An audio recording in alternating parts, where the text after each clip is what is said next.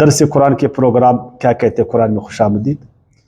آج کے درس میں ہم سورہ بقرہ کی آیات 97 سے 101 تک پڑھیں گے، جس میں یہودیوں کا قرآن اور صاحب قرآن سے دشمنی میں شدید غلف کو بیان کیا گیا۔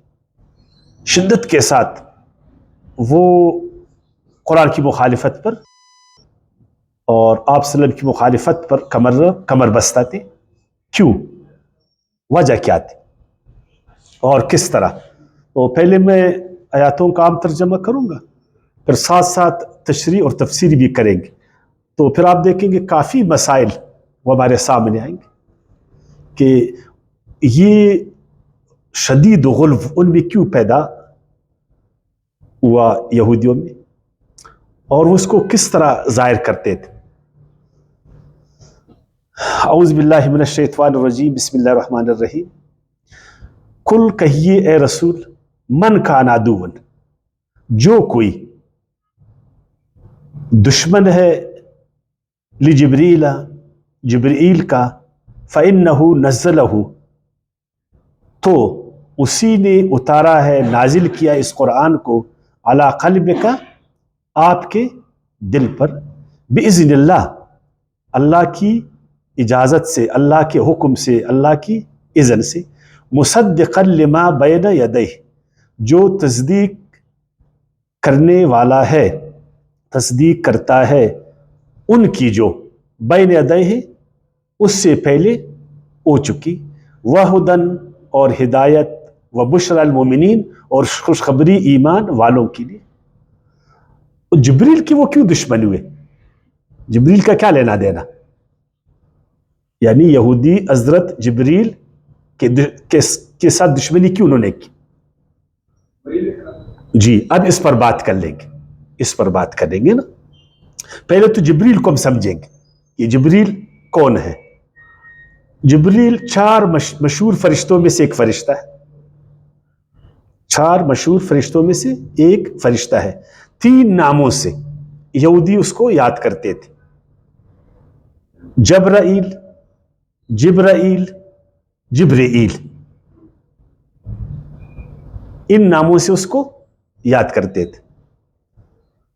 اور جبر ایل، ایل تو اللہ کو وہ کہتے تھے نا، اللہ کو، دوسرا اسرائیل، اللہ کا بندہ، اسرائیل اللہ کا بندہ۔ جبرائیل یعنی یہ بھی اللہ کا بندہ ہے، جبر اس کا نام ہے، جبر یا جبر، جبر عبری زبان میں اور عربی سے بھی قریب قریب، جو اس کی بنیادی معنی ہے نا، اصلاح الشیء بنوع من القہر، یعنی زبردستی سے، طاقت سے کسی چیز کا اصلاح کرنا، طاقت سے کسی چیز کی اصلاح کرنا۔ اس میں عظمت، بلندی اور قوت و قدرت یہ ضروری، یعنی جبریل صلی اللہ علیہ وسلم جو ہے نا، وہ اللہ کے اذن سے ایک طاقت جو وہی تھی، جو اصلاح کے لیے آتا تھا لوگوں کے لیے، اللہ کی طرف ایسی روحانی طاقت وہی جو وہ انسانوں کی اصلاح کے لیے، کہ انسان اس میں بن جائے، ان کی اصلاح ہو جائے، یہ اس کا کام ہوتا تھا۔ پھر اللہ پاک نے اس فرشتے کو ایک عزت مقام دیا تھا، ایک عزت، ایک مقام اس کو دیا تھا۔ قرآن میں اس کو روح القدس بھی کہا گیا، روح القدس، پاک روح، اس کو روح الامین بھی کہا گیا، روح الامین، امانت دار روح، اور اس کو جو ہے نا شدید القوا بھی کہا گیا، شدید القوا کہا گیا۔ اور یہ جبریل کا جو خاص کام تھا وہ یہ کہ وحی کو اللہ کے اذن سے وہ پیغمبروں کی طرف لاتا تھا، پیغمبر پر نازل کرتا، یہ اس کا کام تھا۔ اب اس کے ساتھ وہ دشمنی کی وجہ کیا تھی؟ دشمنی کی وجہ یہ تھی کہ جبریل علیہ السلام نے، نعوذ باللہ، اللہ نے اس کو کہا کہ یہ وحی یہودیوں کی طرف لے جاؤ، یہودیوں کی طرف لے جاؤ نا، بیوقوفی ہے نا، حماقت ہے۔ میں نے کہا انسان جب اس میں تعصب پیدا ہو جاتا، تعصب جب اس میں پیدا ہو جاتا نا، پھر اس کا دماغ بھی मतलब दिमाग से फिर वो काम नहीं लेता, अकल से वो काम नहीं लेता। जिब्रील को क्या, जब अल्लाह उसको कहे कि आपने उधर ले जाना, वो किधर और ले जाएगा? क्योंकि फरिश्तों के बारे में तो हमने कहा था ना कि फरिश्ते वही करते जो अल्लाह उनको हुक्म करते, वयफ़अलून मा युमरून, जो अल्लाह उनको हुक्म करता है वो इसी तरह करते। अल्लाह ने उसको हुक्म किया जिब्रील को कि ये वही आपने हजरत मोहम्मद सल्लल्लाहु अलैहि वसल्लम की तरफ ले जाना, तो उसके खिलाफ वो करेगा? बिल्कुल नहीं करेगा। इसीलिए तो उसको जो ना रूहुल अमीन कहा गया कि वो अमानतदार है, वो खयानत नहीं करता, वो पाक रूह है, वो अमानतदार रूह है, वो क्यों खयानत करेगा? और फरिश्तों का काम भी यही है ना, मुक़स्सिमात व अमरा, कि अल्लाह के अमर को वो तकसीम करते हैं, मुदब्बिरातुल अम्र, अल्लाह ताला के उमूर को तदबीर देते। लेकिन असल में दुश्मनी यहूदियों का कुरान के साथ, क्योंकि कुरान की जो तालीमात थी ना, वो उनकी जो मनमानियां थी, जो उन्होंने मजहब के नाम पर किया था, जो उन्होंने तहरीफ की थी, जो उन्होंने अपनी बातों को दीन का नाम दिया था, अपने तखलात को दीन का नाम दिया था, अब कुरान उसको एक्सपोज कर रहा था, कुरान उसको जाहिर कर रहा था, और साहिब कुरान भी ऐसा कर रहा था। अब उन्होंने देखा कि यार अब कुरान तो हमें एक्सपोज कर रहे बाकायदा, ये तो हमारे खिलाफ जा रहा है, हमने जो खयानत की है दीन में ना, हमारी खयानत को जाहिर कर। उन्होंने आगे से जिब्रील के साथ दुश्मनी शुरू की। इंसान जब बहुत ज्यादा तासुब करता, जब वो जिद व एनात पर आता, जब उसमें गुरूर पैदा हो जाता, फिर उससे कोई भी हमाकत हो सकती, कोई भी हकम, कोई भी फतवा आपस लगा सकता, कोई भी फतवा। जिस तरह आज एक मजहबी दूसरे मजहबी पर लगाता, जब देखता है यार उसमें खामी नहीं है ना, तो कोई ना कोई उसमें एक चीज ढूंढ लेते कि तुम में तो ये चीज। तो यहूदियों ने भी यही कहा, फरिश्ते गैर मुर्री मखलूक, लेकिन उन्होंने जो है ना उसके बारे में एक ऐसा फतवा जारी किया जो बिल्कुल गैर कुरानी और बाइबल्स के भी खिलाफ, बाइबल के भी खिलाफ। क्योंकि फरिश्ते अल्लाह के साथ शरीक तो नहीं है ना, अल्लाह पर हावी तो नहीं है, अल्लाह के इल्म से तो निकले नहीं है, लेकिन इसके बावजूद वो कहते हैं कि जिब्रील ने नौज़ बिल्लाह गलत काम किया। अल्लाह ने उसको कहा था कि ये कुरान उधर ले जाओ बनी इसराइल के पास, इस वही को, उसने जाकर नौज़ बिल्लाह अरबियों को दिया। तो इस आयत में यही फरमा गया, कुल कहिए मन का नादू जिब्रील, कहिए ए रसूल जो भी जिब्रील का दुश्मन है, फ़इन्नहु नज़्ज़ल अला क़ल्बिक, तो वो सुने कि जिब्रील ने ये वही अपनी तरफ से नहीं लाया, जिब्रील का कोई मफाद नहीं है, उसको ये ऑर्डर, ये हुक्म अल्लाह ने दिया था, उसने अल्लाह के हुक्म से इस कुरान को पैगंबर, आखिरी पैगंबर, उसके कल्ब मुबारक पर जो है ना नाजिल की।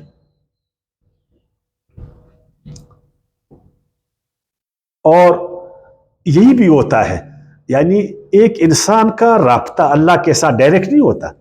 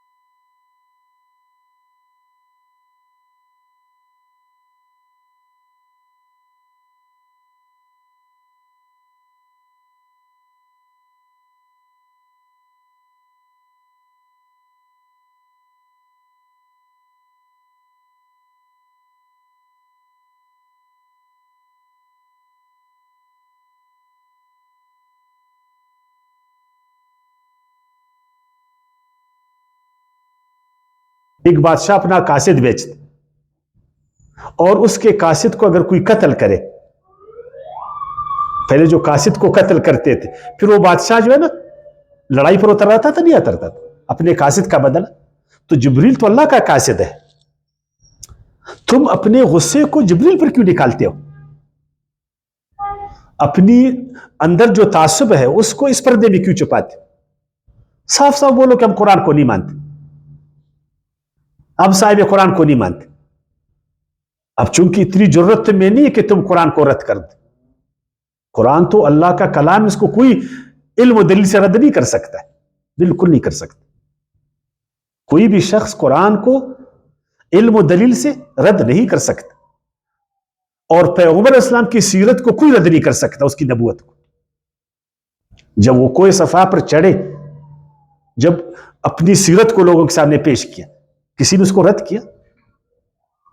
اب ان میں ہسٹری تو ہمت نہیں کہ وہ پیغمبر اسلام پر ذاتی اٹیک کرے، کیونکہ وہ آپ سلم ایک پاکیزہ انسان ہے، تمام انبیاء کرام معصوم ہوتے ہیں گناہوں سے، قرآن میں کوئی شک و شبہ نہیں ہوتا، ہر حوالے سے علمی کتاب ہوتا.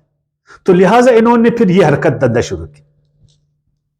جس طرح آج ہم لوگوں کو قرآن پیش کرتے ہیں نا، وہ قرآن پر اٹیک نہیں کرتے، وہ جو قرآن پڑھاتا ہے اس پر اٹیک کرتے کہ یہ جو قرآن پڑھا رہا ہے اس کا عقیدہ ٹھیک نہیں. آج بھی ایسے ہی ہوتا ہے نا. تو اس وقت بھی قرآن پر وہ اٹیک نہیں کر سکتے تھے، پیغمبر پر نہیں کر سکتے تھے، لیکن انہوں نے کہا کہ جبریل علیہ السلام نے ایسا کیا، تو اللہ تعالیٰ نے اس چیز کو رد کر دیا. اور اللہ نے کہا اللہ یستفی من الملائکۃ رسلا ومن الناس ان اللہ سمیع بصیر. یہ اللہ کا کام ہے، وہ جس فرشتے کو اپنا پیغمبر بنا لے. اس نے جبریل صلی اللہ علیہ وسلم کو بنایا، اس میں کون سی بات؟ اور اس نے انسانوں میں سے حضرت محمد صلی اللہ علیہ وسلم کو آخری میں نبوت عطا فرمایا. تو گویا اے یہودیوں، تم لوگ ڈائریکٹ پھر اللہ تعالیٰ کے انتخاب پر جو ہے نا انگلی اٹھا رہے ہو. حضرت جبریل السلام کو یہ پیغام کس نے دیا کہ جاؤ اس کو حضرت محمد صلی اللہ علیہ وسلم کے پاس لے جاؤ؟ اللہ نے نا. پیغام اللہ کا ہے، اللہ نے اپنا پیغمبر حضرت جبریل علیہ السلام کو دیا کہ جا کر اس پیغام کو میرے آخر نبی حضرت محمد صلی اللہ علیہ وسلم کو دے دو. اس میں جبریل علیہ السلام کیا قصور ہے؟ اسی لیے اللہ تعالیٰ نے فرمایا نا، پھر قرآن سے دشمنی کیا ہے؟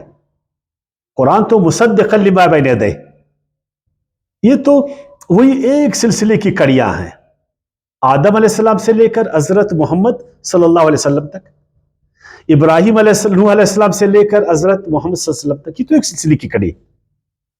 اب ایک کڑی میں تم چین کی ایک کڑی ہے، پوری زنجیر کی ایک کڑی ہے، اس کو ایک کو آپ درمیان سے نکال سکتے؟ نہیں نکال سکتے. قرآن تو مصدق ہے، قرآن تو تورات کے خلاف ہے نہیں، نہ انجیل کے خلاف ہے قرآن، نہ وہ زبور کے خلاف، نہ وہ حق کے خلاف. ہاں البتہ جو تم لوگوں نے اپنی باتیں اس میں ڈالی، اپنی منمانیاں کی ہے، تحریف، اس کو تو قرآن ظاہر ضرور کرے گا. بیسیکلی قرآن جو ہے بیسیکلی خلاف نہیں ہے، بیسیکلی خلاف نہیں. اچھا پھر آگے پڑھ لیں گے. ادھر فرمایا نا مصدقا لما بین یدیہ وہدی وبشریٰ للمؤمنین. قرآن مجید کی 3 صفات اس آیات میں اللہ تعالیٰ نے بیان فرمایا. ایک، قرآن مصدق، قرآن جو ہے جدھر بھی حق ہوگا، جس بھی شکل میں حق، وہ اس کے خلاف نہیں ہے. قرآن حق کے خلاف بالکل نہیں ہے، حقیقت کے خلاف بالکل نہیں ہے، سچائی کے خلاف بالکل نہیں. یاد رکھنا، جو لوگ قرآن کو سچائی کے خلاف کہتے ہیں نا، وہ غلطی پر. وہ سچائی چاہے کائنات میں ہے، وہ سچائی کہاں پر بھی ہے، کسی بھی شکل میں، قرآن اس کے خلاف نہیں ہے. قرآن اور سچائی ایکول ہے، قرآن برابر ہے سچائی کے،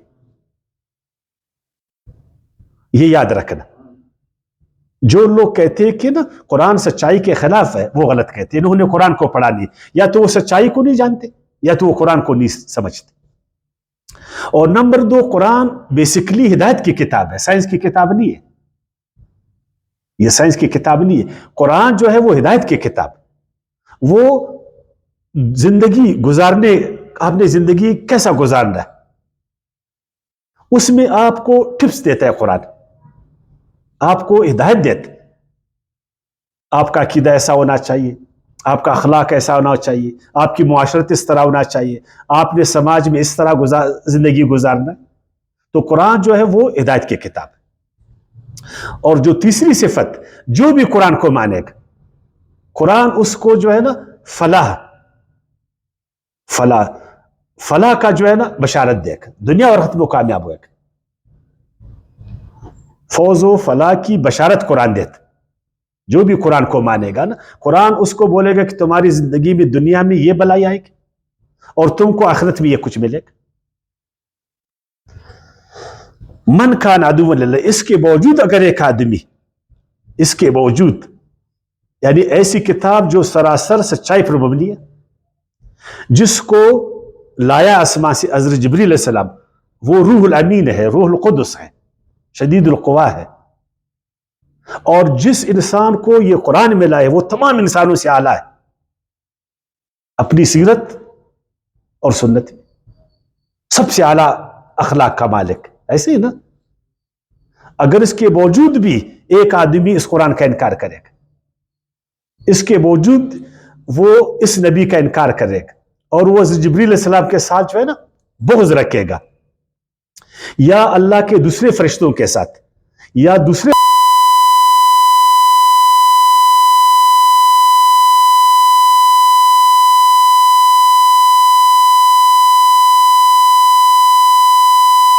فرعون کا جو ہے نا دشمن ہے. یہ عداوت کیا ہے؟ ایک سوال ہے نا, اللہ تعالیٰ کس طرح دشمنی کرتا؟ لیکن ایک دفعہ میکائیل علیہ السلام کے ساتھ بارے میں کچھ پڑھے نا, کیونکہ میکائیل علیہ السلام کا بھی ذکر قرآن میں آیا جس طرح جبرائیل. میں نے کہا عبری میں جبریل کے بارے میں بتایا نا, میکائیل کے بارے میں بھی وہ اس کو میکائیل بھی پڑھتے ہیں, میکال بھی کہتے ہیں اس کو, میکال جس طرح ادھر, اور میکائیل بھی کہتے. اسی سے میخائیل بھی ہے, میخائیل. اچھا, میخائیل کا مطلب ہے زوراور, قدرت والا. خیر یہودیوں نے تو کچھ غلف کیا ہے, یعنی اس کو نعوذ باللہ اللہ کا مثیل بتائے. جس طرح اللہ زوراور ہے, میخائیل بھی اسی طرح. اور یہودی حضرت جبریل کو نعوذ باللہ اپنا دشمن کہتے تھے, اور میخائیل کو اپنا دوست کہتے تھے, حامی کہتے تھے, حمایتی کہتے تھے. آج بھی اگر آپ تورات میں دانیل جو اس کی کتاب ہے نا 12ویں باب کی پہلی آیات میں اس کا میکائیل کا ذکر ہے, یا انجیل میں بھی یوحنا کا جو مکاشفہ ہے اس میں بھی آپ پڑھ لیں گے نا, تو اس مکاشفے کا وہ بھی 12ویں باب اور آیات 7 میں اس کو اسی طرح بتائے گا میکائیل کے بارے میں. اب لیں گے اس مسئلے کو کہ اللہ پاک کس طرح دشمنی کرتا. دشمنی تو اللہ کیسا, اس دن میں نے آپ کو بتایا تھا اگر آپ کو یاد ہے کہ عداوت اصل میں ہم اردو میں اس کا ترجمہ کرتے ہیں دشمنی.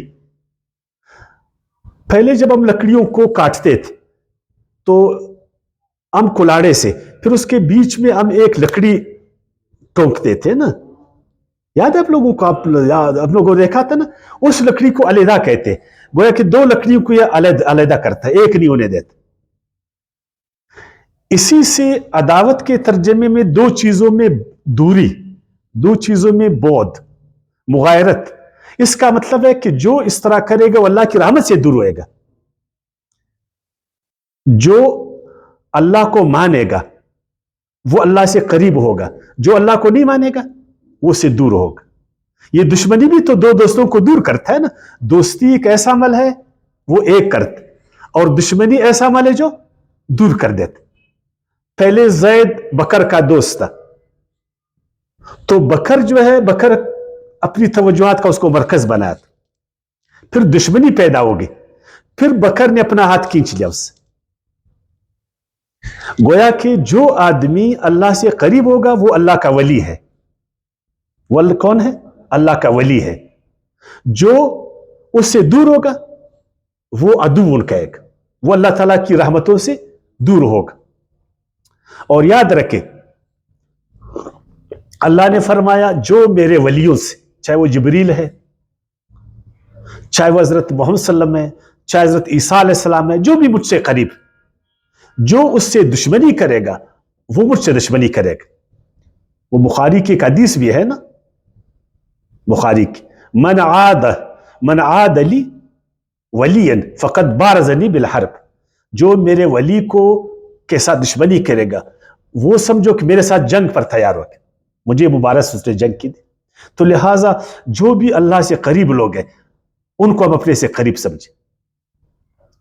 مگر مذہب میں تعصبات بہت، مذہبی لوگ جو ہے نا صرف اپنے آپ کو اللہ سے قریب سمجھتے، دوسروں کو نہیں، کہ صرف ہم اللہ سے قریب ہیں، باقی جو اللہ تعالی سے دور. آپ ذرا اندازہ کریں یہودیوں کے بارے میں، حضرت عیسیٰ علیہ السلام اللہ کے نبی رسول اللہ، کتنا شاندار انسان، لیکن انہوں نے بولا ہم اس کو نہیں مانتے. اسی طرح حضرت محمد صلی اللہ علیہ وسلم کو ہم نہیں مانتے. یا ہم آج جو ہمارے اچھے لوگ ہیں، جو خدا سے قریب لوگ ہیں، لیکن ہم عداوت میں اس میں آ کر، تعصب میں آ کر ہم ان سے نفرت کرتے، ہم ان سے نفرت کرتے. جو اللہ سے قریب ہے اس کو ہم اپنے سے قریب سمجھے، جو اللہ سے دور ہے اللہ سے وہ دور ہے، یہی اللہ تعالیٰ نے کہا. لیکن کافر لوگ جو ہے نا، کافر میں نے کہا ایک رویہ ہے، کفر ایک رویہ ہے، حقیقت کو چھپانا جانتے بوجھتے، نہ صرف حقیقت کو جانتے بوجھتے چھپانا بلکہ اس کی مخالفت کرنا. مثلا وہ حضرت جبریل صلی اللہ علیہ وسلم فرشتوں کے بارے میں وہ جانتے تھے کہ فرشتے وہی کرتے جو اللہ ان کو امر کرتا، وہ قرآن کو جانتے تھے اللہ کی کتاب، وہ حضرت محمد صلی اللہ علیہ وسلم کو پہچانتے تھے کہ یہ نبی ہے، لیکن پردہ ڈالتے تھے، اس حقیقت کو چھپاتے تھے. تو جو بھی ایسا کرے گا، جو حق کو چھپائے گا، وہ حق سے دور ہوگا یا قریب ہوئے گا؟ وہ تو دور ہوئے گا. جس طرح ہم لوگوں نے حقیقتوں کو چھپایا، اس پر پردے ڈالے، آج ہم مادی حوالے سے حقائق سے کتنے دور، مادی حوالے سے ہم نے جانتے بوجھتے اس پر پردے ڈالے، حالانکہ حقیقت روز روشن کی طرح آتی، ہم نے اس پر پردے ڈالے. آج ہم اس حقیقت سے، اس صداقت سے کس قدر دور ہو گئے، تو نقصان کس کا ہوا؟ دیکھیں اگر وہ قرآن سے قریب ہوتے، وہ اپنے آپ کو حضرت محمد صلی اللہ علیہ وسلم سے قریب کرتے حقیقت سے، تو کتنا فائدہ اٹھاتے. اب فرمایا آگے وَلَقَدْ أَنزَلْنَا إِلَيْكَ آيَاتٍ بَيِّنَاتٍ، اے پیغمبر یہ صرف بغض رکھتے یہودی لوگ، یہ صرف بغض رکھتے، حالانکہ آپ کو جو اللہ نے دیا ہے، جو اللہ نے آپ پر نازل کیا وہ روز روشن کی طرح آیا ہے، جس طرح سورج کی روشنی. بینات یعنی قرآن ایسی کتاب ہے جو سب پر واضح ہے، اس میں کوئی ایسی چیز نہیں کہ وہ مخفی ہے. شک و شبہ سے بالاتر کتاب، آسان کتاب ہے، عام فہم کتاب ہے، اور ایسی کتاب ہے جو عقل و فہم کے مطابق ہے، ایسی کتاب جو صحیفہ کائنات کے ساتھ بالکل جو ہے نا میل کا بینات ہے نا. اب اگر ایک آدمی سورج کو 2 انگلیوں سے چھپائیے تو پھر اس کا وہ قصور ہے نا. اے پیغمبر ہم نے آپ پر ایسی کتاب نازل کی جو روز روشن کی طرح آیا، سورج کی طرح. وما یکفر بہا الا الفاسقون، لیکن صرف فاسق اس کو نہیں مانے گا. پتہ ہے فاسق کس کو کہتے؟ فاسق ہمارے ہاں فاسق فاجر، ہمارے ہاں فاسق اس کو کہتے جو داڑھی کو نہیں رکھتا نا، کہتے یہ فاسق آدمی. سنا آپ لوگوں نے نا، جو داڑھی کو کاٹتا ہے کہتے یہ فاسق آدمی. زیادہ تر یہ آپ لوگوں نے سنا ہے نا، بولتے اس فاسق کے پیچھے نماز نہیں ہوتی. تو کیا یہودی وہ داڑھی کاٹتے تھے؟ اس کو قرآن نے فاسق بولا؟ ہاں وہ تو داڑھی رکھتے تھے، یہودی داڑھی رکھتے تھے. میں ایسے سمجھانے کے لیے آپ کو کہتا ہوں، تو ان کو کیوں فاسق بولا کہ میں داڑھی کے مسئلے کی طرح نہیں، ایسے سمجھانے کے لیے فاسق. آپ نے کھجوروں کو، جو کھجور پکتے ہیں اپنے خوشے میں، اس غلاف کو آپ لوگوں نے دیکھا گچھے میں جو پکتے ہیں نا، ان میں سے ایک کھجور وہ اس خوشے سے کٹ جاتا ہے، الگ ہو جاتا ہے. وہ کیوں الگ ہو جاتا ہے؟ ایک تو اس میں جان نہیں ہوتا ہے کہ ادھر اپنے آپ کو پکڑے، اگر وہ ادھر سے کٹ جاتا ہے تو اور ختم ہو جاتا ہے۔ اس عمل کو عرب لوگ فسقت التمرۃ عن قشرھا کہتے تھے کہ یہ کھجور جو ہے نا یہ فاسق ہو گیا، یعنی اپنے حد سے نکل گیا۔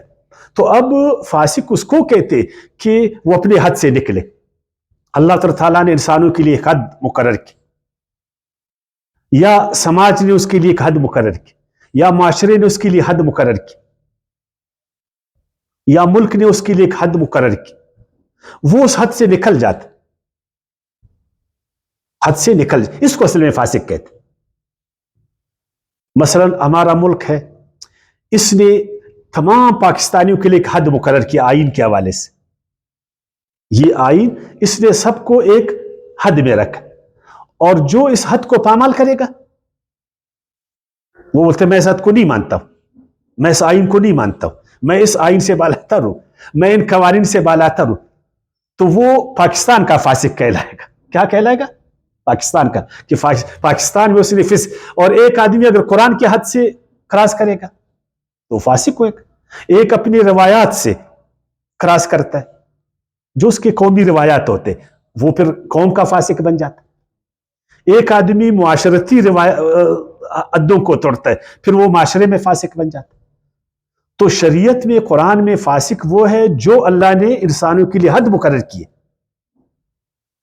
جو حد شریعت کے قواعد نے اس کے لیے جو حد مقرر کیا ہے، وہ اس حد کو توڑ دیتا، اس سے نکل جاتا، اس کو فاسق کہتے۔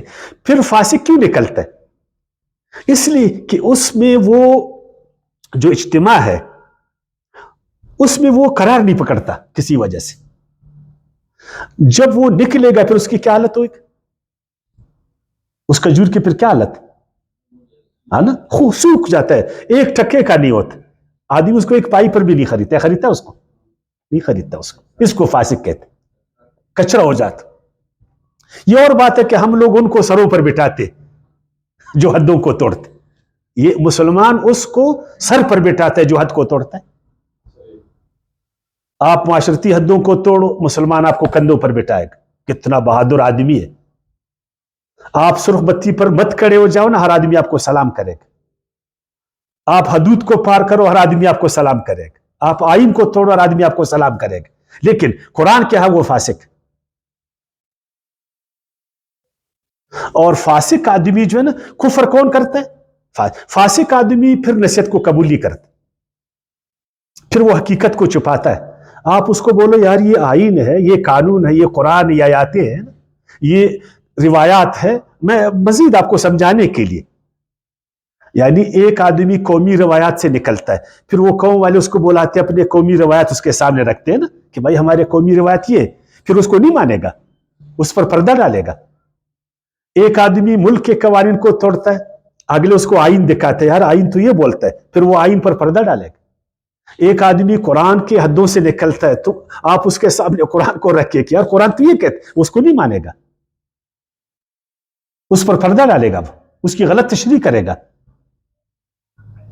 یہ ہے فاسق جو اپنے دائرے سے نکلتا ہے۔ دیکھیں ایک مشین کا ایک پرزہ جب اپنے دائرے سے نکلتا ہے پھر کیا ہوتا ہے اس کا؟ کتنا بڑا نقصان اس کا ہوتا ہے۔ تو اللہ نے ایک حد، ایک دائرہ انسانوں کے لیے مقرر کیا ہے شریعت میں، جو بھی اس سے نکلے گا وہ فاسق۔